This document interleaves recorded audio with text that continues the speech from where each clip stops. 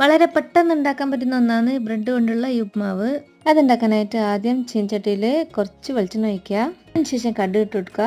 കടുക് ഒന്ന് പൊട്ടി വരുമ്പോഴേക്കും കുറച്ച് പെരിഞ്ചീരകം ഇട്ട് കൊടുക്കുക. പെരിഞ്ചീരകം ഒന്ന് ചെറുതായിട്ടൊന്ന് മൂത്ത് വരുമ്പോൾ ചെറുതായിട്ട് അരിഞ്ഞിട്ടുള്ള ഉള്ളി, കറിവേപ്പില എന്നിവ ഇട്ട് ഒന്ന് വഴറ്റി കൊടുക്കുക. ഉള്ളി ഒന്ന് 1 മിനിറ്റ് വഴന്ന് വരുമ്പോഴേക്കും അതിനകത്തേക്ക് ചെറുതായി അരിഞ്ഞ തക്കാളി കൂടി ചേർത്ത് കൊടുക്കുക. ഇതൊന്ന് മിക്സ് ചെയ്തതിന് ശേഷം അതിനകത്തേക്ക് ചെറുതായിട്ട് അരിഞ്ഞ പച്ചമുളക് കൂടി ചേർത്ത് കൊടുക്കുന്നുണ്ട്. നമ്മളിപ്പോ അതിനകത്തിലേക്ക് എരിവിന് വേണ്ടിയിട്ട് പച്ചമുളക് മാത്രമേ ചേർത്തിട്ടുള്ളൂ. വേണമെങ്കിൽ ഈ സമയം കുറച്ച് മുളക് പൊടി കൂടി ചേർത്ത് കൊടുക്കാം. തക്കാളിയൊക്കെ ചെറുതായിട്ടൊന്ന് സോഫ്റ്റ് ആയിട്ട് വരുന്നവരെ ഇളക്കി കൊടുത്ത ശേഷം അതിനകത്തേക്ക് ഏകദേശം ഈ ഒരു വലുപ്പത്തിൽ കട്ട് ചെയ്തിട്ടുള്ള ബ്രെഡ് കൂടി ചേർത്ത് കൊടുക്കുക. കുറച്ച് സൗന്ദര്യമൊക്കെ നോക്കുന്നവർക്കാണെങ്കിൽ ഈ ബ്രെഡിന്റെ സൈഡൊക്കെ കട്ട് ചെയ്ത് കളയാട്ടോ. ഇതിപ്പോ നമ്മൾ ഉപ്മാവിന്റെ ടേസ്റ്റിനെ ബാധിക്കാത്തതുകൊണ്ട് ഞാനതൊന്നും കട്ട് ചെയ്ത് കളയുന്നില്ല.